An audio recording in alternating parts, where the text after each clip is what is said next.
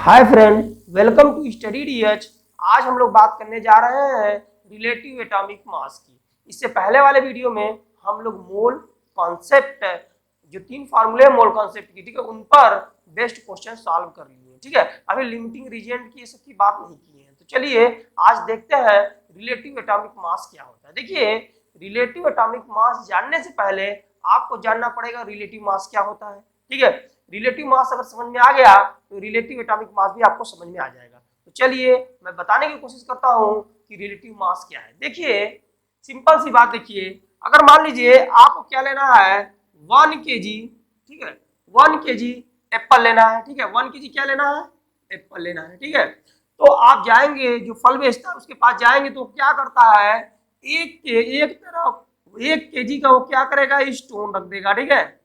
1 KG का क्या करेगा, स्टोन रख देगा, और दूसरे साइड में वो क्या करेगा, एप्पल को ऐड करते जाएगा, और एक समय ऐसा आएगा कि ये दोनों क्या हो जाएंगे, बैलेंस हो जाएंगे। जब ये दोनों बैलेंस हो गए तो जो एप्पल होगा वो कितना होगा, वो 1 केजी होगा। वो एप्पल कितना होगा, 1 केजी होगा। तो देखिए, जो एप्पल 1 केजी है, ठीक है, ये किसके रिस्पेक्ट में है, 1 केजी स्टोन की रिस्पेक्ट में है, ठीक है। तो इसलिए ये जो एप्पल का वेट है ना, इसको हम बोलेंगे, या एप्पल का जो मास है इसको बोलेंगे रिलेटिव मास। क्या बोलेंगे, रिलेटिव मास, ठीक है। जो एप्पल है उसके मास को क्या बोलेंगे, रिलेटिव मास। और इधर जो हम स्टोन लिए हैं उसको क्या बोलते हैं, स्टैंडर्ड स्टैंडर्ड यूनिट। क्या बोलते हैं, स्टैंडर्ड यूनिट, ठीक है। इसको क्या बोलेंगे, स्टैंडर्ड यूनिट। और जो एप्पल आया, जो एप्पल हम लिए हैं उसके मास को रिलेटिव मास बोलेंगे। क्यों बोलेंगे, क्योंकि ये स्टोन के सापेक्ष है, रिलेटिव है, ठीक है। इसी तरह, ठीक इसी तरह देखिए, आइए जानते हैं रिलेटिव एटॉमिक मास क्या होता है। देखिए, अगर आप इसी 1 केजी स्टोन, एक तरफ 1 केजी का स्टोन रख दीजिए, ठीक है, 1 केजी का स्टोन रख दीजिए, और अब फ्रूट या वेजिटेबल्स के बजाय आप यहाँ कोई एक एटम रखिए, ठीक है, कोई एक एटम रखिए, ठीक है। अगर उसी एक एटम को रखेंगे तो आप इस 1 केजी वेट से इस एटम को नहीं मेजर कर पाएंगे, ठीक है। इसका मतलब है कि हम ये क्यों क्यों नहीं मेजर कर पाएंगे, इसलिए ये जो एटम्स होते हैं इनका वेट बहुत कम होता है, किसके, इनके तुलना में, ठीक है। तो अब क्या करें, अब इन एटम्स को कैसे मेजर करें, तो इसके लिए किसका सहारा लिया गया, कार्बन। और कार्बन में भी कौन, जो कार्बन 12 आइसोटोप है उसका सहारा लिया गया। देखिए किया गया इसमें, सिंपली देखिए क्या किया गया, एक कार्बन एटम लिए, ठीक है, एक कार्बन एटम लिए और एक इधर रख दिए, ठीक है। ये क्या है, 1 कार्बन एटम है, और कौन सा है, C12 है, ठीक है। और इधर भी क्या किए, एक कार्बन एटम ले लिए, और इधर भी क्या है, C12 वाला है, ठीक है, C12 आइसोटोप है। अगर आप दोनों को रखेंगे तो देखेंगे ये जो बैलेंसिंग सिस्टम है वो क्या होगा, बैलेंस होगा, ठीक है। मतलब न किधर कम और ज्यादा नहीं होगा, दोनों एकदम बैलेंस होगा, ठीक। अब हम क्या काम करते हैं, एक काम करते हैं, ये जो कार्बन है इसको हम 12 यूनिट में डिवाइड कर देते हैं, ठीक है। क्या करते हैं, 12 यूनिट में डिवाइड कर देते हैं, मतलब 12 छोटे टुकड़ों में तोड़ देते हैं। लेकिन ये जो टुकड़े होंगे ये सब इक्वल होंगे, कोई बड़ा या छोटा नहीं होगा, ठीक है। हम क्या किए, 10 यूनिट में ही क्यों तोड़े हैं, क्योंकि कार्बन का जो एटॉमिक मास होता है वो कितना होता है, 12 होता है, इसलिए हम इसको क्या किए, 12 पार्ट में डिवाइड कर दिए। अब 12 पार्ट में डिवाइड करके हम क्या करते हैं, इसको इसी वेट पर रखते हैं। देखिए, इसी बैलेंसिंग सिस्टम पर रखते हैं, कितना, 1 2 3 4 5 6 7 8 9 10 11 12, ठीक है। अब इस कंडीशन में भी आप देखेंगे, इस कंडीशन में भी देखेंगे तो ये दोनों बैलेंस होंगे। इसका मतलब, अरे क्या किया हूं मैं बस यही किया हूं, ये जो पहले कार्बन का एक इधर एटम रखा, जो और कौन था, कार्बन 12 वाला, जो कार्बन 12 का आइसोटोप होता है उसके एक एटम इधर रखे और एक एटम इधर रखे, दोनों क्या थे, बैलेंस थे। और हम इन्हीं को, जो इसी एक एटम को, कार्बन 12 वाले एटम को ही 12 छोटे पार्ट में 12 छोटे टुकड़ों में, और जिनका आकार और वेट क्या हो, समान हो, उसको हम तोड़ दिए, तब भी तो ये बैलेंसिंग सिस्टम में होंगे। अब हम क्या करते हैं, अब हम कार्बन के बजाय मतलब हम ये बोल सकते हैं कि कार्बन का जो मास है, मास ऑफ कार्बन, हम क्या बोल सकते हैं, मास ऑफ कार्बन कितना होगा 12। जो कार्बन होते हैं, कार्बन 12 वाले जो यूनिट होते हैं उसके, देखिए मास ऑफ कार्बन क्या होगा, कार्बन का जो भार या द्रव्यमान क्या होगा, कार्बन के जो 12 छोटे यूनिट हैं और किसके, कार्बन 12 के आइसोटोप के, उसके इक्वल होंगे। ठीक है, अब इसी तरह थोड़ा सा हम और बात करते हैं, इसको थोड़ा मैं हटा रहा हूं। ठीक है, थोड़ी सी बातें और करते हैं और देखते हैं। देखिए अब हम क्या काम करते हैं, इसी तरह अब हम किसी दूसरे एटम को, एलिमेंट के एटम को ले लेते हैं। ठीक है, देखिए दूसरे एलिमेंट को ले लेते हैं, उसके एक एटम को ले लेते हैं। चलिए अब मैं क्या कर रहा हूं, ऑक्सीजन को ले रहा हूं। इसको ले रहा हूं, ऑक्सीजन को। देखिए अब हम इसमें क्या करते हैं, ऑक्सीजन को एक तरफ, तो हम क्या करेंगे, कार्बन 12, जो कार्बन के 12 छोटे टुकड़े तोड़े थे उसको रखेंगे, ये तो रखा ही है 12। ठीक है 12, और इधर हम क्या किए, इधर हम ऑक्सीजन के एक एटम को रखे। हम क्या किए, ये क्या है, ऑक्सीजन का एक एटम है। ठीक है, ऑक्सीजन का एक एटम रखें, और जैसे ही हम रखें ऑक्सीजन के एक एटम को, तो हम देखें ये जो बैलेंसिंग सिस्टम था ये कहाँ चला गया, ये थोड़ा सा झुक गया इधर ज्यादा। ठीक है, इधर कहाँ चला आया, थोड़ा सा नीचे चला आया। ठीक, मतलब इसका मतलब ये हुआ कि अब ये बैलेंसिंग पोजीशन में नहीं है।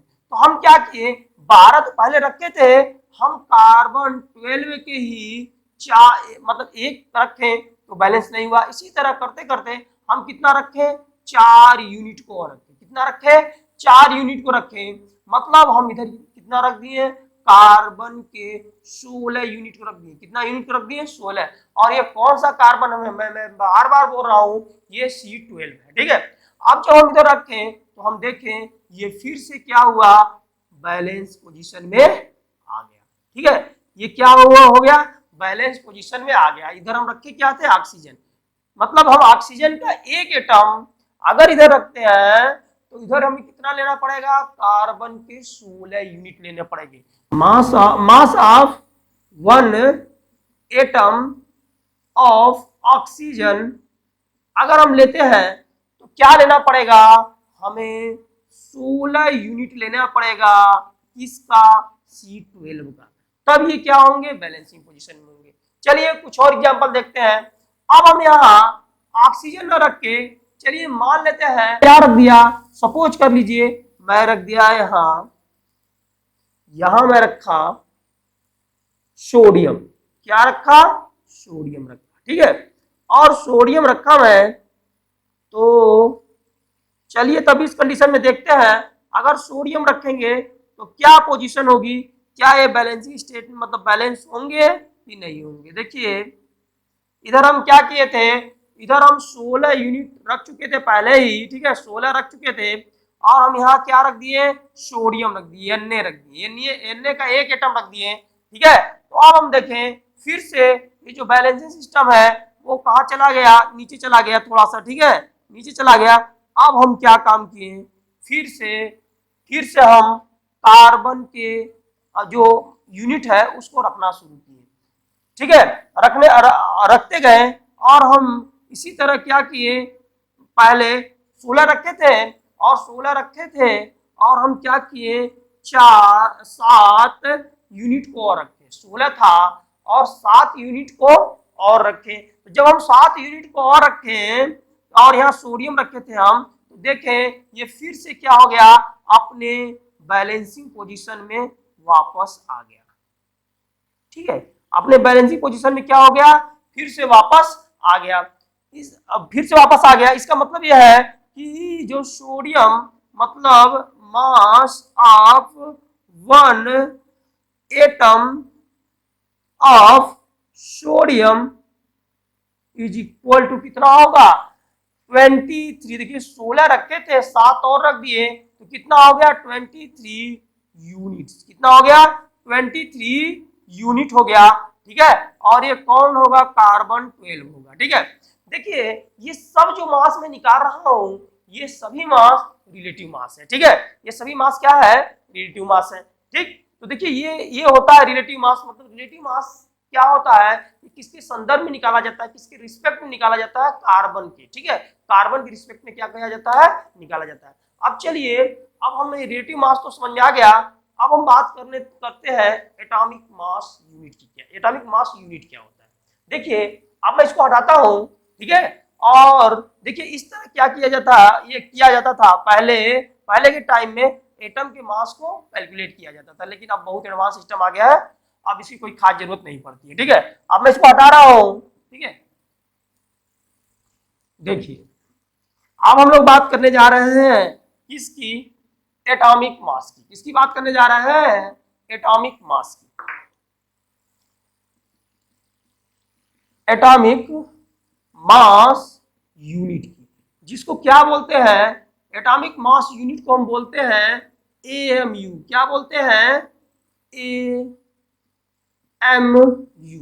क्या बोलते हैं, एएमयू। अब देखिए एएमयू क्या है, सुनिए एएमयू या एटॉमिक मास यूनिट क्या है। अब इसको यूनिफाइड, अब एएमयू को यू से डिनोट करते हैं, जिसको हम क्या बोलते हैं, यूनिफाइड मास। ठीक है, तो चलिए देखते हैं क्या है। देखिए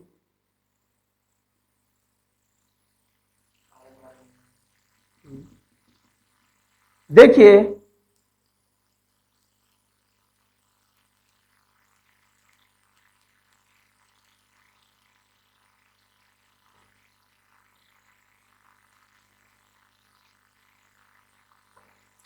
देखिए जो हमें कार्बन के यहाँ कितने यूनिट लिए थे, हम कितने लिए थे 12 यूनिट लिए थे। ठीक है, 12 यूनिट लिए थे। ठीक है, अब 12 यूनिट में से हम किसी एक यूनिट को निकाल लें, क्या करें 1 यूनिट को निकालें और इसके मास को देखें, इसी को बोला जाता है एटॉमिक मास यूनिट। क्या बोला जाता है, एटॉमिक मास यूनिट। क्या बोला जाता है, एटॉमिक मास यूनिट, या इसको अब हम लोग क्या बोलते हैं, यूनिफाइड मास, जिसे यू से डिनोट करते हैं। ठीक है, यू से डिनोट करते हैं और इसको बोलते हैं यूनिफाइड मास। मतलब जो कार्बन के जो हम छोटे छोटे एटम्स लिए 12 यूनिट लिए हैं, उसमें एक एटम का हम मास देखेंगे तो उसी को बोलेंगे एटॉमिक मास यूनिट। ठीक है, देखिए चाहे रिलेटिव एटॉमिक जो हम रिलेटिव एटॉमिक मास पढ़े हैं वो क्या होता है, यूनिट लेस होता है। कैसे होता है, अभी थोड़े समय बाद हम बात करते हैं। रिलेटिव एटॉमिक मास हमें पता चल गया कि कैसे निकालेंगे और क्या होता है। ठीक है, तो देखिए रिलेटिव एटॉमिक मास क्या होता है, mass of one atom, mass of one atom in element upon क्या होता है 1/12 into mass of one atom of carbon कौन 12 आइसोटोप। ठीक है, कार्बन 12 आइसोटोप। ठीक है, तो देखिए ये क्या होता है, रिलेटिव एटॉमिक मास होता है mass of one atom of mass of किसी एलिमेंट में जो एक एटम होता है उसका मास बटा के 1/12 गुणे मास of one atom of carbon, और कार्बन कौन होना चाहिए 12 C12 आइसोटोप होना चाहिए। ठीक है, तो चलिए अब इस पर थोड़ा सा क्वेश्चन एक देख लेते हैं। जैसे अगर हम पूछे, हम देखें कि हीलियम का हम निकाल, अगर हीलियम का रिलेटिव एटॉमिक मास निकालना चाह रहे हैं तो देखिए कैसे निकालेंगे, मास of one atom of element, helium के एक एटम का मास कितना होता है, ये होता है 4। ठीक है, और 1/12 गुणे और 4 क्या होगा, AMU होगा या U होगा। ठीक है, AMU लिखिए या U लिखिए। ठीक है, mass of one atom of carbon, और mass of one atom of carbon कितना होता है 12, एक एटम का होता है 12 AMU। ठीक है, तो देखिए AMU से AMU कैंसिल हो गया, इससे ये कैंसिल हो गया, मतलब हीलियम के अगर एक एटम के हम रिलेटिव एटॉमिक मास की बात करते हैं तो वो क्या आएगा 4 आएगा, और ये क्या होगा यूनिट लेस होगा। ये क्या होगा यूनिट लेस होगा। देखिए इस तरह मैं आपको रिलेटिव एटॉमिक मास, एटॉमिक और किसी बात क्या, एटॉमिक मास यूनिट और यूनिफाइड मास, इन सब के बारे में मैं बता दिया, ठीक है। और हमें उम्मीद है कि आपको अच्छे से समझ में